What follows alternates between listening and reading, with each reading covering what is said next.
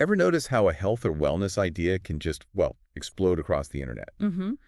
Right now, TikTok seems to be ground zero for these trends. And one in particular, SkinnyTok, has really caught our attention. And honestly, it's raising some serious red flags. Absolutely. SkinnyTok, which is fueled by the hashtag SkinnyTok, it presents this like seemingly endless stream of videos. Yeah. And they're all centered on achieving extreme thinness through various weight loss methods. And the scale is, frankly, astonishing. As of yesterday, that's April 26th, 2025, there were over 60,000 videos using that specific hashtag SkinnyTok tag. Just, Yeah. wow. It's huge. So in this deep dive, we really want to cut through the noise. Our mission is to understand what's actually being promoted here, Right. explore the different angles on this trend, and most importantly, get a clear picture from the experts about the potential health consequences, because that's the big worry. Definitely. And to do that, we've looked at the experiences of someone, actively creating content within this trend, alongside the really serious concerns being voiced by medical professionals. Okay, let's unpack this then. We're going to start with the perspective of a content creator, Mandana Zargami. Mm-hmm. She's a business owner and influencer based down in Miami, Florida. And she has used the hashtag SkinnyTok hashtag. Right. She shared a pretty direct thought with her followers, saying, what you eat in private will show in public. Yeah, and what's interesting there is Mandana's emphasis. It seems to be on things like being mindful of your portion sizes, Okay. making sure to incorporate daily movement into your routine, and really paying attention to how different foods make you feel. Right. What she describes as feeling good from the inside out. It's a perspective that highlights, conscious choices. That sounds reasonable on the surface, sure. Yeah. But she also brings up a really crucial point. Yeah. Some of this content could be genuinely triggering, Yes. especially for individuals who have struggled with or are currently facing disordered eating. That's a huge concern. She cautions that following certain influencers could unintentionally, glamorize unhealthy habits or promote truly unrealistic expectations for body image. And this brings up that important aspect of personal agency, doesn't it? How so? Well, as Mandana herself pointed out, you control what you consume online, Ah, right. which highlights the power users have in shaping their digital experience. But it still acknowledges that potentially harmful content is definitely out there. Yeah, you can curate your feed, but it doesn't mean the stuff doesn't exist. Exactly. And here's where it gets, well, really interesting, I think. Mandana also mentioned a tricky layer to this. Mm-hmm. She noted that a significant number of people who are vocal on these SkinnyTok platforms, they have personal histories of battling disordered eating themselves. Oh, wow. And they claim they've overcome it through adopting, quote, healthy lifestyle choices. Right. So it makes navigating sensitivity a real challenge, doesn't it? It really does. It underscores the varied motivations and personal journeys within this trend. However, if we connect this to the bigger picture, even if some individuals feel they've found a healthy path, Right. the overarching message that striving for extreme thinness can still be deeply problematic and potentially dangerous for a much broader audience. Which brings us squarely to some stark expert concerns. Right. We spoke with Dr. Brett Osborne. He's a neurosurgeon and longevity expert down in Florida. Okay. And his worry is very direct. He views SkinnyTok as dangerously celebrating what he sees as a growing crisis. Yeah. This relentless pursuit of extreme thinness. And what's particularly alarming is that Dr. Osborne mentioned he's witnessed the devastating consequences firsthand. Like what? He cited cases of women suffering fractured bones, Oh, my goodness. directly resulting from malnutrition. Think about that. Bones actually breaking because the body isn't getting enough fuel. Wow. It really highlights the physical fragility that can come with severe calorie restriction. Yeah. He used a really powerful way to put it. He said that when young people chase extreme thinness through starvation, they essentially invite frailty into their lives. Invite frailty? That's chilling. Yeah. He explained that when the body is consistently deprived of the energy it needs, it simply becomes incredibly fragile. And that idea, inviting frailty, is especially concerning when we think about teenagers and young adults. Right, because they're still developing. Exactly. Their bodies and minds are still developing, making them even more vulnerable. Dr. Osborne detailed some very serious risks for this age group. Things like the disruption of crucial hormones, a weakening of their still maturing immune systems, Okay. Impaired cognitive function, basically, difficulty thinking clearly, and the potential for lasting damage to their developing brains. These aren't trivial consequences at all. They could have lifelong impacts. Absolutely not trivial. He also listed specific physical effects of malnutrition, things like hair loss Mhm. and reduced bone density. He even warned that in severe cases, there could be irreversible structural damage. It paints a really disturbing picture of what this pursuit of extreme thinness can actually do to the body. It really does. Yeah. And Dr. Osborne made a very clear, very important statement. Low body weight or minimal body fat absolutely does not equal good health. That's such a crucial point to hammer home. It is, because the visual nature of trends like SkinnyTok can so easily lead people to mistakenly equate thinness with being healthy. He didn't hold back either. He said, and I'm quoting here, "Starvation is not a virtue. It is an abandonment of the body's nutritional needs." Wow, direct. Very. He went on to say that the skinny talk trend preys on impressionable youth, particularly young women, encouraging them to shrink rather than thrive. Shrink rather than thrive. That's powerful. It's a really direct condemnation. It is, and it directly challenges that often glamorized portrayal of extreme thinness we see. And what Dr. Osborne then highlighted as a crucial alternative focus is building muscle. Ah, interesting. He called it the cornerstone of vitality. That's a really important shift in perspective, isn't it? He talked about the dangers of muscle loss, sarcopenia it's called. Yes, sarcopenia, Yeah. especially as we age. Right. And he linked it to some really serious issues. Increased risk of falls, fractures, more hospitalizations. Yeah.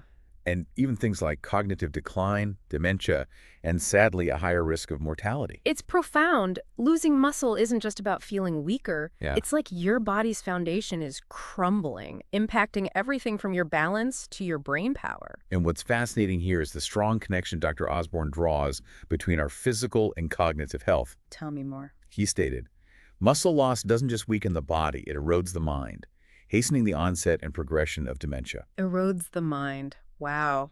It really emphasizes how deeply intertwined our physical and mental well-being truly are. Totally. And his recommendation is a complete turnaround from the skinny talk focus. He said, "Muscles are your shield against disease and decline." A shield. I like that. Yeah. Being lean and strong, not thin and frail, is the true measure of health. It's a powerful reframe, It really is. urging us to think about health in terms of strength and function, not just, size or a number on the scale. Yeah, absolutely. He concluded by saying that instead of glorifying starvation, we should be teaching young people to nourish their bodies and minds, to build resilience through muscle gained by strength training, and crucially, to prioritize how their body functions and feels over any short-lived trend. That makes so much sense. We also spoke with Dr. Jillian Lampert. She's the VP of the Emily program, which is an eating disorder treatment center. Okay, another important voice. Yes, and her concerns about skinny talk were also very serious, focusing specifically on the potential for harm to those vulnerable to disordered eating. Yeah, I can imagine. What did she say? Dr. Lampert stated very clearly that skinny talk dangerously glorifies content that encourages people to take drastic measures to change their bodies. Right, drastic measures. She emphasized that this kind of content can be particularly damaging for individuals who are already struggling with their body image and their thoughts about their size and shape. It just reinforces those negative self-perceptions. It feeds into that insecurity. Exactly. She explained how it reinforces this idea that being thin at all costs is the norm. Which is so dangerous. For someone already vulnerable to negative body image, that kind of constant messaging can be incredibly harmful and push them further down a really dangerous path. And she pointed out that the behaviors often showcased in these videos involve diets that are often extreme, Extreme how? highly restrictive, often cutting out entire food groups.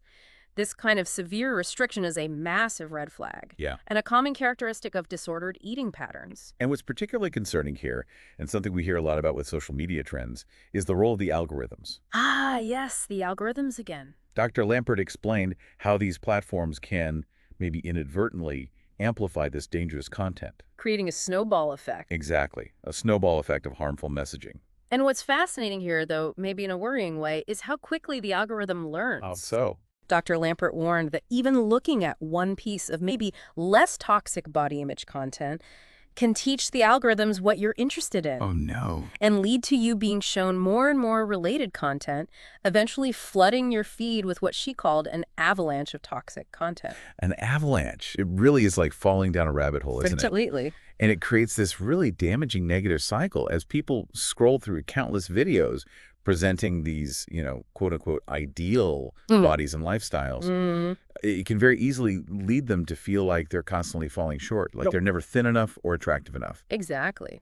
Dr. Lampert described how this constant self-assessment, looking at your appearance, your eating habits, it can make a person hypercritical, Fixated on flaws. fixated on perceived flaws, yeah. Right. And this then fuels that cycle of restrictive eating, Right. which ironically often leads to periods of overeating and maybe excessive exercise. Which sounds exhausting. Utterly exhausting, ultimately resulting in fatigue and this feeling of being completely out of control around food. She summed it up really powerfully, saying, it is a vicious cycle that quickly spirals from external messaging to internal criticism. External messaging to internal criticism. That really highlights how these outside trends can just take root inside and cause significant internal struggle. Definitely. We also reached out to Dr. Anastasia Rary. She's a family physician and an obesity medicine specialist at PlushCare. Okay. Her warnings about extreme weight loss behaviors were also very direct, emphasizing the very real potential for them to be, well, deadly. Deadly. Yeah. She specifically talked about the risk of electrolyte imbalance when someone severely limits their caloric intake. Electrolytes. Yes. She explained that when these crucial electrolytes get severely out of balance, it can lead to dangerous heart arrhythmias. Irregular heartbeats. Yes, or in very serious cases, even cardiac arrest. That's a truly alarming prospect. Absolutely terrifying. It's like, electrolytes are the essential spark plugs for your body's engine, especially the heart. Good analogy. And severe restriction can cause these spark plugs to misfire dangerously. And even if someone avoids those immediate acute events, Dr. Rary stressed that severe food deprivation can still cause significant damage over time. To vital organs. Exactly. Like Yeah. the heart, bones, and the brain. The body simply cannot function properly without adequate, consistent nutrition. It makes sense. It needs fuel. She also noted that people who severely restrict might experience negative effects on their cognition, their ability to think clearly, their mood, and even their sleep patterns. It just underscores how fundamental proper nutrition is to our overall well-being. It affects everything, physical, mental, emotional state. Right. But Dr. Rary also offered some really practical and helpful advice. She emphasized the importance of modeling a healthy attitude toward food. Okay, so what does that look like? She suggested focusing on food as a vital source of energy, something that fuels our bodies and allows us to function, Right. rather than viewing it as some kind of enemy to be restricted or avoided. Shifting the mindset from enemy to energy. Exactly. She also highlighted the value of actively supporting young people in engaging with activities and interests outside the realm of social media. Getting them offline. Yeah, getting involved in the real world and tangible experiences can be a really helpful counter to some of the negative influences online. Absolutely. She specifically advised encouraging and, importantly, facilitating positive activities in the real world. Right, making it easier for them to do it. Yes, as a direct and effective way to balance the significant amount of time many young people spend on platforms where trends like SkinnyTok gain traction and can have such a negative impact. And Dr. Rary had a really crucial, direct point for anyone listening who might be recognizing signs of disordered eating in themselves, or maybe in someone they care about. What was that? She strongly urged them to seek professional medical help. She emphasized that while disordered eating is deadly, there is hope and effective treatment available. That's so important to hear, hope and treatment. Yes, and she really wanted to encourage people not to be afraid to reach out and ask for the support they need. It's a vital message. These are serious health issues that require expert help and support. Don't try to handle it alone. Exactly. We did circle back to Mandana Zargami, the content creator, for her final thoughts on the trend. Okay. And she reiterated the importance of individuals consciously choosing to follow positive examples on social media. Right. The element of choice again. And what's notable in her perspective is that she pointed out that, many of the people actively promoting SkinnyTok do emphasize aspects like proper nutrition, achieving over 10,000 steps a day, and generally advocating for a healthy and active lifestyle. So it's not entirely monolithic. There are different approaches and maybe different intentions within it. Seems so. Yeah. And her concluding advice was really to approach these online trends with a sense of balance, Balance is key. to prioritize overall well-being, which Mhm. includes both physical and mental health, rather than solely focusing on appearance, and to encourage making sustainable, nourishing choices that support long-term health. It's a much more holistic viewpoint than just, chasing a number on a scale. It is, and it really underscores the tension we've seen throughout this whole deep dive, doesn't it? Definitely. While some individuals within the skinny talk trend might genuinely believe they are promoting health and wellness, Yeah. the overwhelming consensus from the medical experts we heard from is that the intense emphasis on extreme thinness carries very significant risks Huge risks. and has the potential to promote dangerous and harmful disordered eating behaviors. Exactly. The dangers of malnutrition are very real. They can have severe consequences, as the experts clearly laid out. Focusing on overall health, building strength, cultivating a balanced and healthy relationship with food, that's absolutely paramount. It has to be the focus. Chasing what is often an unrealistic and frankly potentially very harmful ideal presented on social media is simply not a sustainable or healthy path to genuine well-being. Which leaves us with a really important question for you, the listener, to consider as you navigate the online world. What's that? What responsibility do both the creators of this kind of content and also those who are consuming it actually have? That's a big one. How can we collectively work towards fostering a more balanced and truly health-focused online environment, one that shifts its focus away from superficial appearance-based metrics Right. and moves towards a deeper understanding and prioritization of true well-being? It's definitely a crucial point to reflect on. So as you navigate the vast landscape of online information, we really encourage you to engage critically with the content you encounter Be critical. and to always prioritize reliable, expert-backed health information over these fleeting and sometimes potentially harmful trends.